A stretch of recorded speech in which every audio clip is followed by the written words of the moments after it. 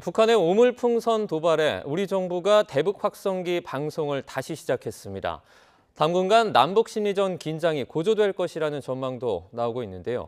관련된 자세한 내용 이물출 경남대 극동문제연구소 교수와 함께 얘기 나눠보겠습니다. 어서 오세요. 네, 안녕하십니까. 네, 우리의 대북 확성기 방송 재개에 이제 김여정 북한 노동당 부부장이 새로운 대응을 하겠다 이렇게 경고를 했습니다. 새로운 대응, 이게 뭘 의미합니까? 일단 그 김여정 부부장의 담화 내용을 보면 네. 지금까지 자기들이 전단지 살포한 그 행위는 그 낮은 단계의 조치다 이렇게 얘기를 했어요. 네. 그 얘기는 뭔가 하면 앞으로 이제 우리 정부가 어떻게 대응하냐에 따라서 그 단계를 높여갈 수 있다는 점을 분명히 이제 시사를 했고요. 네. 그러면서 이제 새로운 대응을 예고를 했는데 그 다음 문장이 보면 이제 결국은 지금까지 자기들이 뿌려왔던 살포해왔던 이 휴지나 오물들을 계속 일상적으로 이제 목격하게 될 거다 이렇게 우선은 얘기를 했어요. 네. 그래서 이제 새로운 대응의 내용의 구체적인 내용을 아직 우리가 정확하게 가늠하기는 쉽지 않지만 북한이 지금까지 보여줘 왔던 대응했던 패턴을 보면 일단 우리가 탈북 단체들이 보내는 이 모든 그 어떤 뭐 자기들 선전선동물이라고 얘기를 하는데 이게 이제 오물이기 때문에 네. 자기도 여기에 상응하는 대응을 해주겠다. 네. 그 지금까지는 낮은 단계의 그 대응을 했는데 앞으로는 점점 단계를 높여 나가겠다 이렇게 얘기했기 때문에 그러면 더 높은 단계가 무엇일까? 이게 이제 우리가 앞으로 좀 그 주목해야 될 부분이 할 수가 있는 거죠. 지금 북한이 대북 확성기 방송에 상당히 예민한 듯한 모습을 좀 보이고 있는데 그 대북 확성기 방송이라는 게 이런 거지 않습니까? 그 큰 스피커에 BTS 노래라든지 아니면 김정은에 대한 비판이라든지 이런 것들을 담아서 내보내는 건데 이게 정말 위력이 상당한가요? 과거 남북 관계 역사를 보면 네. 남북 대화나 협상이 재개될 때 북한이 가장 우선순위로 요구했던 것이 네. 대북 확성기 방송 중단이었습니다. 네. 그만큼 북한이 이 문제를 예민하게 그리고 또 심각하게 받아들이고 있고 또 어느 정도 체제에 타격을 주는 요소라는 것은 인정한 거죠. 네. 근데 이제 그 사이에 이제 북한이 많이 변했죠. 김정은 정권이 등장을 했고 그리고 이제 핵미사일 역량을 계속 고도화시키고 있고 또 김정은 위원장의 위상이 또 굉장히 지금 고조되고 있는 그런 상황입니다. 네. 그러니까 이제 문제는 이 전단지의 내용이라든지 확성기 방송의 내용들이 자신들이 표현하기를 신성시하는 이 제도와 자기들의 제도와 사상 더군다나 이제 김정은 위원장의 위상에 타격을 가고 있다. 네. 이제 이렇게 얘기를 하는 거죠. 그러니까 북한으로서는 이 방송이든 전단지든 참고 지켜볼 수만은 없는 겁니다. 어떤 식으로든 대응을 할 수밖에 없는 요소가 있다. 그게 바로 이제 북한의 이제 김정은 체제라는 어떤 독특한 그런 특성. 네. 그리고 또 이 어떻게 보면 이제 이 김정은 위원장의 그 위상이 점점 어떻게 보면 신성시 되어 가고 있고 절대화되어 가고 있는 이 과정에서 네. 이 이 전단지나 방송의 내용들이 이 권위를 흔들고 있다. 이제 이렇게 판단하는 한 북한의 강력한 대응은 있을 수밖에 없을 거다. 이제 이런 점에서 우려가 되는 거죠. 접경지 주민들 같은 경우에는 특히 더 불안감이 커질 수밖에 없을 것 같은데요. 그 물리적인 충돌 가능성도 발생할 수 있다고 보십니까? 충분히 가능하죠. 네. 지금 이제 북한의 그 단기적인 그러니까 오물풍선을 보내는 단기적인 목표는 네. 일단 탈북 단체들의 이 삐라 그러니까 전단지 살포를 중단하라는 거 이게 이제 첫 번째 목표예요. 네. 이제 그렇지만은 이 앞으로 지속적으로 확성기 방송도 되고 전단지가 계속 유포가 된다면 북한으로서는 보다 강력한 대응 수단을 모색할 수밖에 없고 네. 그게 이제 군사적 충돌로 이제 연계될 가능성이 높은 거죠. 그리고 과거에 이제 남북 관계에 있어서도 결국은 이제 이 대북 확성기 방송이나 전단지가 북한의 어떤 물리적 그 대응을 유발하는 그 핵심 요소가 되었잖아요. 네. 그래서 이제 개성의 남북 공동 연락 사무소가 우리가 다 지켜보는 앞에서 완전히 폭파가 된 적도 있고 또 2015년에 우리 군인들의 그 대북 학성기 방송을 겨냥해서 이 고사포까지 아주 그러니까 바로 그 공격을 하는 그런 일까지 벌어졌잖아요. 이런 전례를 고려한다면 군사적, 물리적 충돌로 이어질 개연성이 매우 높다고 이제 전망할 수밖에 없는 거죠. 그 우리뿐만 아니라 북한에도 실제로 그 확성기 방송을 할 수 있는 장비가 있지 않습니까? 2015년 뭐 16년 이때까지만 해도 네. 우리의 그 장비 또 능력 그 확성기 어떤 기술적 수준이 훨씬 우위에 있었기 때문에 네. 북한이 이제 방송을 해도 우리 대남 방송을 해도 큰 의미가 없었죠. 네. 이제 그 방송의 질이라 그럴까 또 파장 뭐 능력 뭐 이런 것이죠, 그죠? 저 화면에 나오고 있지만 이제 가청거리도 완전히 다르고 네. 이제 이런 능력의 차이가 있었는데 그동안 또 시간이 또 몇 년이 지났단 말이에요. 이제 그 사이에 이제 북한의 그 방송 기술력이 저는 향상될 가능성도 있어 보이고지고요. 네. 근데 문제는 이 방송 내용 콘텐츠의 차이 때문에 네. 북한이 어떤 방송을 해도 효과를 발휘할 수가 없어요. 확성기의 기술이 더 좋아졌어도 그 내용이 와닿지 않는 거죠. 않는 거죠. 뭐 북한이 어떤 심리적 방송을 해도 거기에 이제 동조를 하거나 또 심리적 동요를 할 뭐 우리 측의 군인이랄까 뭐 적경지역 주민은 거의 없다고 봐야 되잖아요. 네. 물론 이제 가청 그 시청 거리도 이제 그 굉장히 짧고 가청 거리도 굉장히 짧고 그 이제 여기서 이제 북한으로서는 이 부분과 관련해서는 북한이 성산이 없어요. 사실 없는데 아까도 말씀드렸지만 북한이 원래는 이제 그 사실 북한이 지금 그 반동사상 문화 배격법이라고 해서 네. 2020년 이후에 그 외부에서 들어오는 정보 문화 통제를 지금 굉장히 엄격하게 하고 있어요. 네. 이미 이제 뉴스를 통해서 많이 알려졌지만은 그 남한 드라마 방송을 시청하고 유포를 한다면 심하게는 뭐 지금 그 사형까지 처하는 그런 지금 형벌 조항이 지금 추가되어 있는 그런 상황이거든요. 네. 그러니까 그만큼 이 북한에 유입시키는 어떤 그 콘텐츠가 김정은 위원장이 지금 만들고자 하는 또 북한 정권이 세우고자 하는 이런 유일 영도 체계 그리고 또 사상 문화 체계 이런 데 상당히 영향을 줄 수 있기 때문에 네. 북한으로서는 이제 강력하게 대응할 수밖에 없고 그렇지만 심리적으로는 맞대응이 어렵다 이렇게 얘기할 수가 있죠. 오물풍선 살포 같은 경우에 이제 1, 2차 때와 다르게 3, 4차 때는 서풍이 불 때 이제 살포를 했다고 알고 있습니다.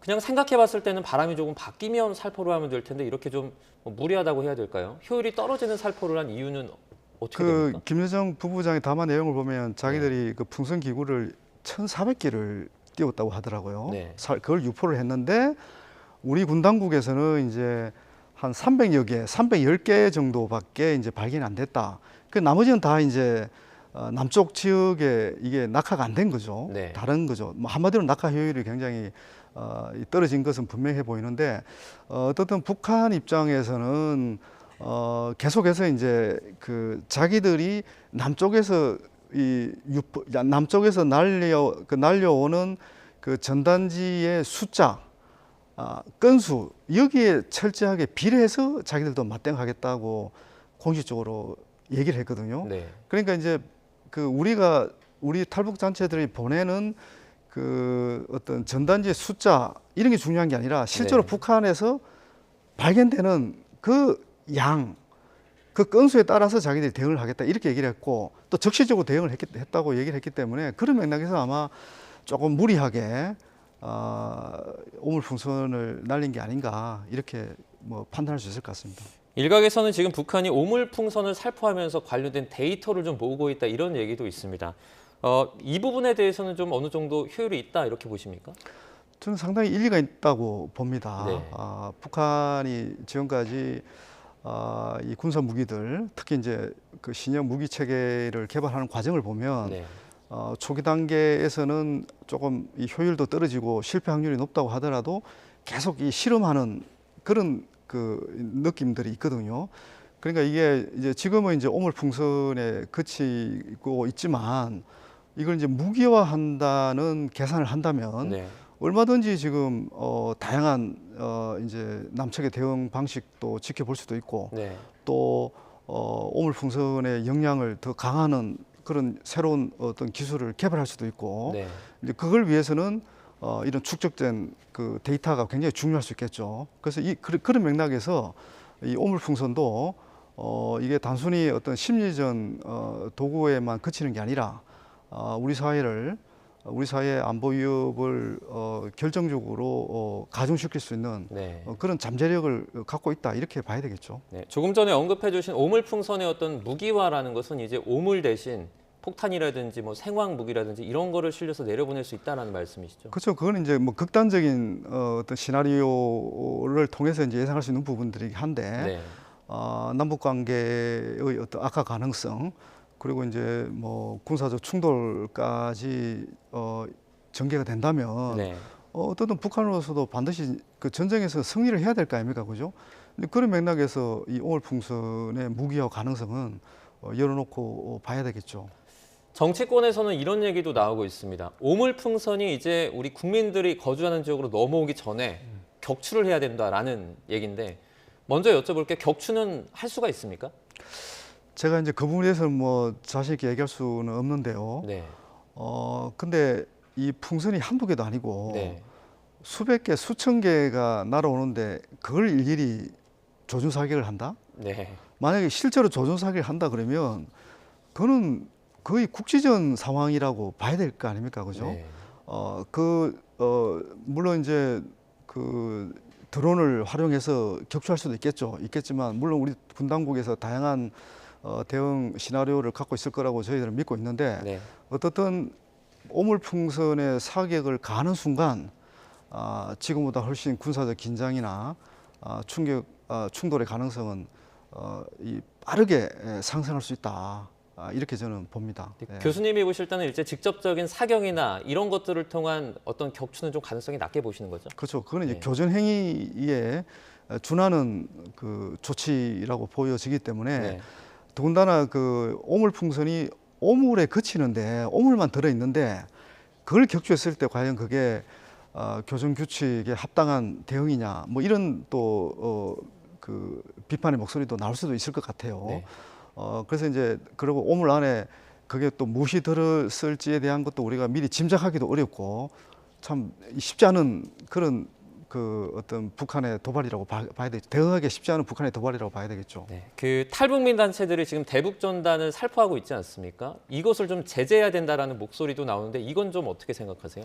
지금 이제 많은 분들이 이제 헌법재판소 판결 내용을 가지고 네. 얘기를 하죠. 지금까지 이제 탈북 단체들은 어떻게 보면 이제 표현의 자유가 제일 중요하다. 이 표현의 자유를 통해서 북한 주민들의 알 권리를 우리는 충족시켜야 된다. 이제 이런 어떤 논리로 지금 대응을 하고 있는 것 같아요. 근데 이제 지금 그 제가 이제 걱정하는 것들이 그런 건데 네. 사실 이제 표현의 자유도 중요하지만 네. 지금 접경 지역 주민들의 그 불안 또는 실제로 이제 그 생명과 신체에 이제 위해가 가해질 수도 있는 그런 상황들이 충분히 만들어질 수 있기 때문에 그래서 이제 헌법재판소에서도 사실은 이 국민의 생명과 신체의 안전 보장 그리고 또 남북 간의 긴장 완화를 위해서는 정부가 보다 적극적으로 상황 관리를 해도 된다. 이제 그런 취지의 판결을 한 것으로 지금 알고 있거든요. 네. 그러니까 이제 지금 저희들이 그 뭔가 지혜를 모아야 되는 게 표현의 자유를 일정하게 허용하면서도 네. 접경 지역 주민들의 그 생명과 신체의 안전도 보장하는 그런 방식의 그 어떤 대응이 필요하지. 지금 표현의 자유만 앞세워서 네.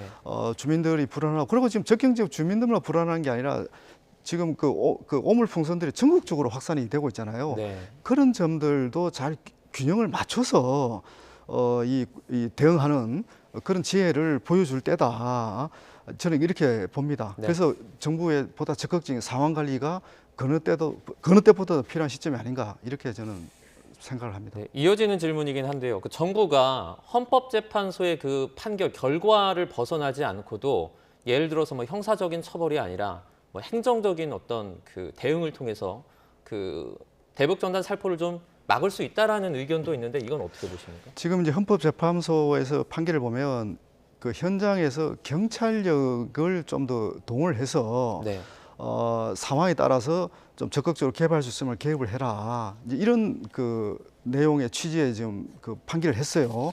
그러니까 전단 살포와 관련해서 탈북 단체들이 이제 탈북 단체들의 사전 신고를 받는다든지 네. 또 그 내용을 봐서 이제 경찰이 좀 더 현장 상황을 봐서 적극적으로 상황을 관리할 수 있는 그런 재량권을 저는 부여했다고 보는 거거든요. 네. 근데 이제 문제는 이 탈북 단체 이분들이 그 이 표현의 자유를 앞세워서 이런 그 경찰들의 어떤 그 현장 그 통제에 이제 순응을 하고 있지 않다고 지금 제가 알고 있거든요. 네. 그 이런 부분에서 어떻든 그 지금 이 위기가 단순히 표현의 자유를 보장하는 데 그치면 괜찮은데 네. 더 큰 안보 위기로 연결될 가능성이 굉장히 높은 상황에서는 네. 경찰이 보다 현장에서 이 관리 감독을 좀 더 강화하는 방향에서 국민의 공공 이익을 보호할 필요가 있다 이렇게 저는 생각합니다. 네. 짧게 하나만 더 여쭙겠습니다. 대북 방송을 계속 재개를 했는데 그럼에도 불구하고 오물풍선이 계속해서 내려오면 우리나라 뭐 국방부 차원에서 추가적인 대응 방안이 있습니까? 그게 이제 앞서 질문해 주신 그 조준 사격 같은 게 가능할 수도 있겠죠. 네네. 사실 지금 이 오물풍선을 100% 막을 수 있는 방법이 없어요. 네. 더군다나 그 바람에 따라서 이게 오물풍선의 방향도 결정이 되잖아요. 낙하 방향이나 지점이 또 결정이 되기 때문에 네. 과연 이런 부분까지 완벽하게 막을 수 있을지에 대해서는 저는 상당히 의문이 되는 부분이거든요. 네. 그러니까 이제 결국 이제 군사적 조치도 우리도 또 똑같이 이제 군사적 조치를 통해서 이걸 막는다는 건데 저는 현실적으로는 쉽지 않을 거다 이렇게 전망을 하고 있습니다. 네, 알겠습니다. 여기까지 듣겠습니다. 북한 오물풍선 그리고 우리의 대북 확성기 대응을 둘러싼 여러 가지 상황들 자세하게 분석해봤습니다. 이물출 경남대 국동문제연구소 교수와 함께했습니다. 고맙습니다.